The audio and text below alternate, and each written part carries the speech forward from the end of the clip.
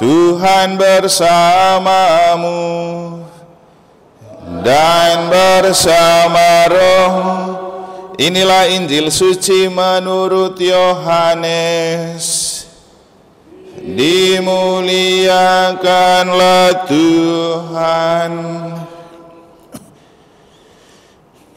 Di rumah ibadat di Kapernaum, Yesus berkata kepada orang banyak, "Tidak seorang pun dapat datang kepadaku jikalau ia tidak ditarik oleh Bapa yang mengutus aku. Dan ia akan kubangkitkan pada akhir zaman." Ada tertulis dalam kitab nabi-nabi, dan mereka semua akan dihajar oleh Allah. Dan setiap orang yang telah mendengar dan menerima pengajaran dari Bapa datang kepadaku. Hal itu tidak berarti bahwa ada orang yang telah melihat Bapa. Hanya Dia yang datang dari Allah. Dialah yang telah melihat Bapa. Aku berkata kepadamu, sesungguhnya barang siapa percaya, ia mempunyai hidup yang kekal. Akulah roti hidup. Nenek moyangmu telah makan mana di padang gurun, dan mereka telah mati. Inilah roti yang turun dari surga. Barang siapa makan daripadanya, ia tidak akan mati. Akulah roti yang turun dari surga. Jikalau seorang makan dari roti ini, ia akan hidup selama-lamanya. Dan roti yang kuberikan itu ialah dagingku, yang akan kuberikan untuk hidup dunia.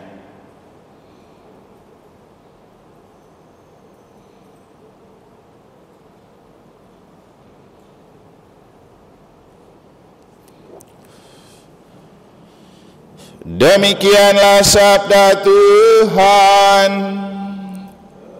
Terpujilah Kristus.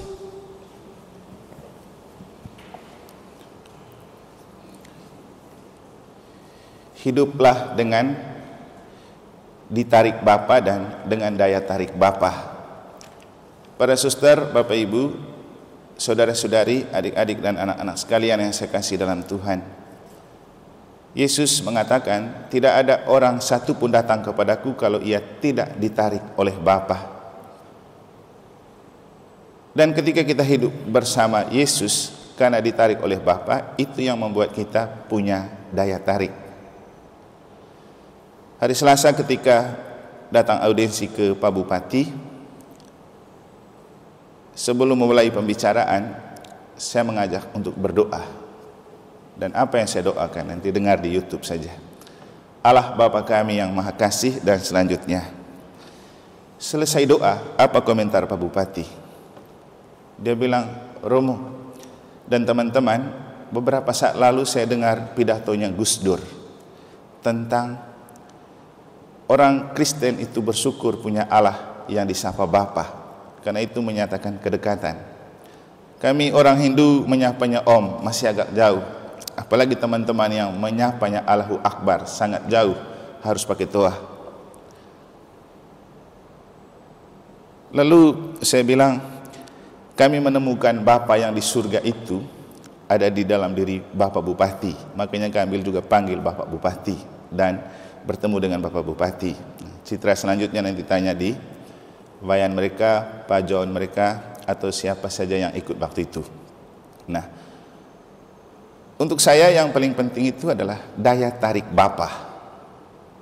Kenapa Pak Bupati yang bukan orang Katolik tiba-tiba tertarik dengan Allah yang kita sapa Bapa? Dan kenapa ia tertarik untuk mengatakan hal itu? Tentu karena daya tarik seorang utusan Bapa yang sudah menyatu dengan Kristus dalam diri seorang Romo. Tadi saya chat beliau.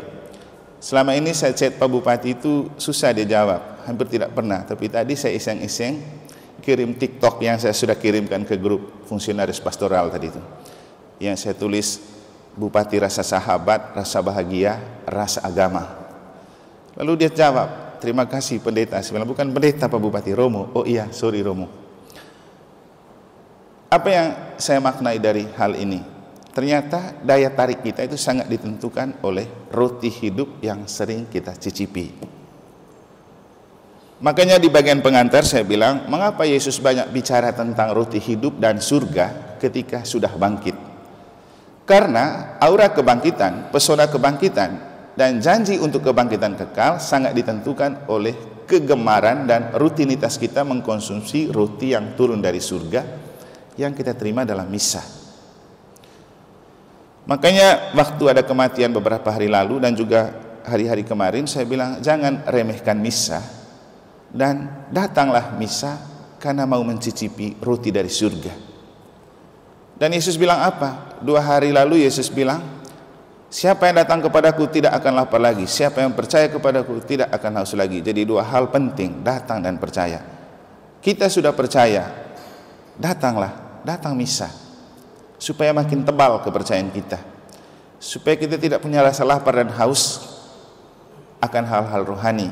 Dan apalagi kalau sering kita mencicipi roti hidup, roh akan selalu bekerja di dalam diri kita, karena roti hidup itu dia yang diubah jadi dari hosti jadi tubuh Kristus melalui sebuah doa epiklesis, penumpangan tangan kaum tertabis dalam perubahan, namanya transubstansi. Roti diubah menjadi tubuh Kristus dan anggur menjadi darah Kristus.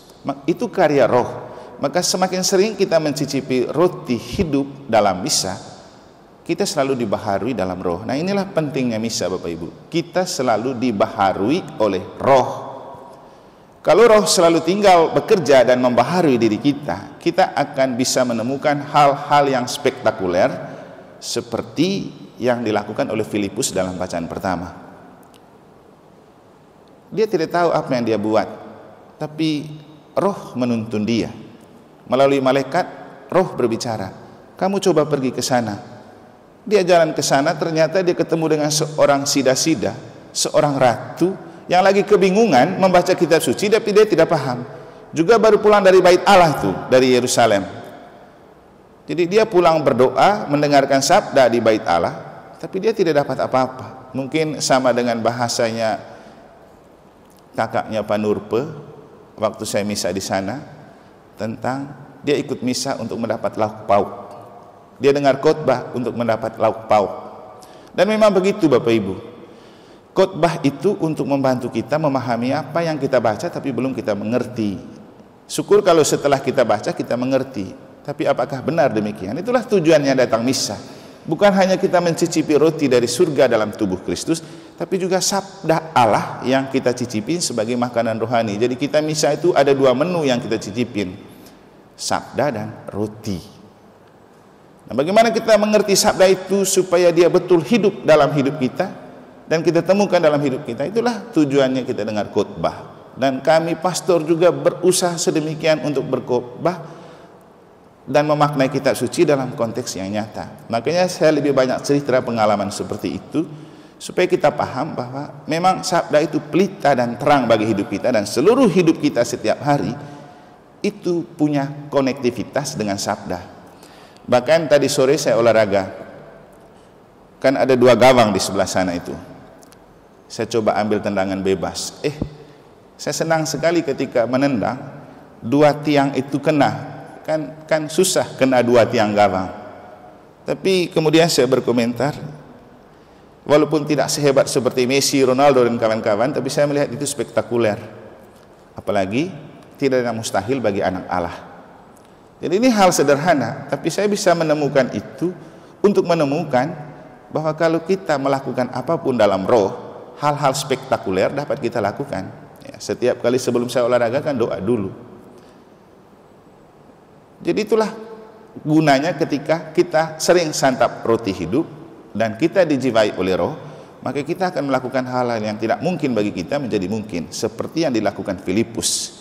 Jadi akhirnya Filipus pergi dan dituntun oleh roh, dan di sana roh terus menuntun dia untuk memberikan pemahaman kepada Sri Kendake yang tidak paham tentang apa yang dia baca.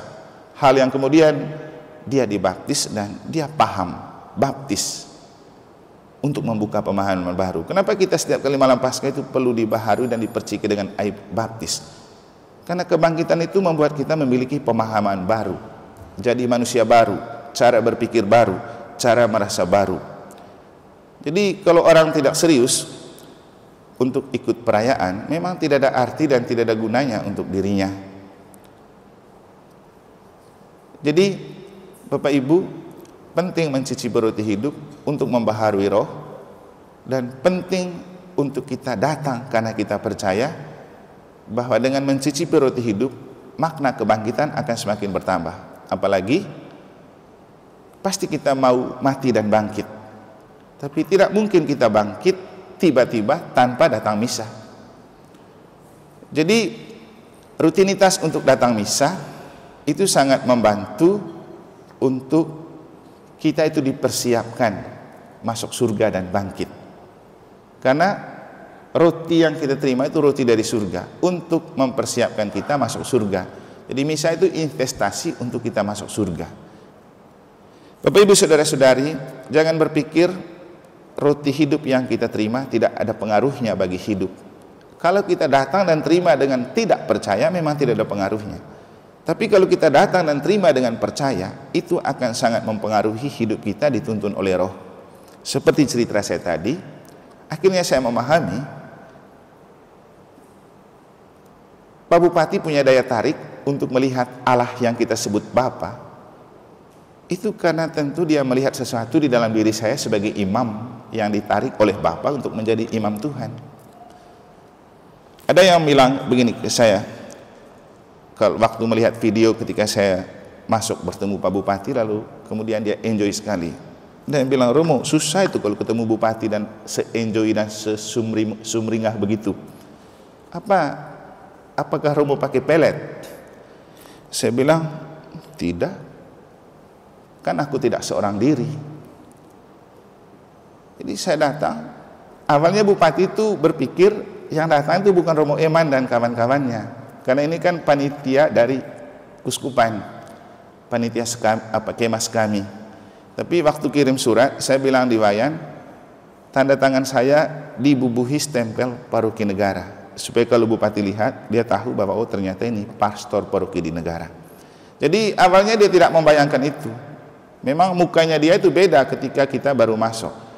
Tapi begitu kita buka pintu, dan ajudannya bilang begini, di dalam terbatas kursinya, jadi tidak semua bisa masuk.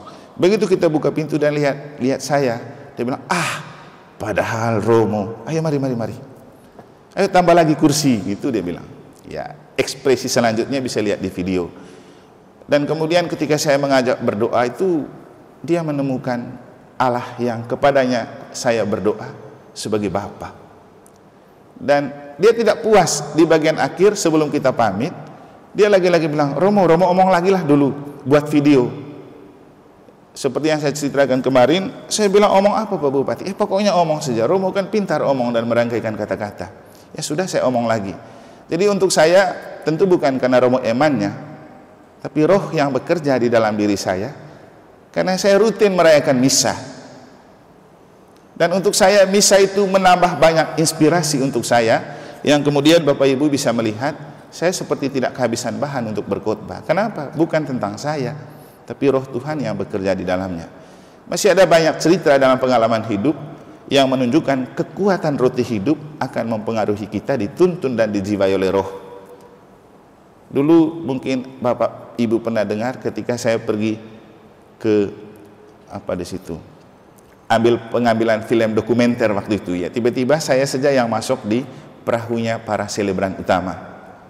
Belum lagi ketika saya pergi misa untuk perutusan para rasul awam, ya Pak Markus ya, ikut ke waktu itu yang sama Bapak Uskup. Setelah itu kan saya pergi ke Tuke untuk membekali para rasul awam di sana menyambut pemilu. Dalam perjalanan ke Tuke, saya ditelepon oleh Kak Yusdi, Romo, besok bisa hadir di ulang tahun Gerindra ke-16. Pak Prabowo meminta harus ada imam Katolik untuk berdoa. Dalam perjalanan saya bilang oke, nanti saya hadir. Dan kehadiran saya ternyata menciptakan pesona tersendiri dan membuat mereka menemukan ternyata begini imam Katolik, begini cara doa orang Katolik. Dan doa saya menjadi sangat berkenan di hati mereka, sampai ajudannya ada satu anak OMK katedral yang jadi ring satu dan ajudannya dia. Kemudian setelah itu dia bilang, Romo, Bapak itu sangat terpesona dengan doanya Romo tadi. Lagi-lagi bukan karena Romo eman, tapi karena roh yang bekerja dalam diri, karena kita rutin menerima roti hidup. Bapak Ibu, kalau Anda datang misa karena Anda percaya dengan kekuatan roti hidup, Tuhan akan menuntun Anda dengan rohnya. Kenapa tidak? Semoga Tuhan memberkati.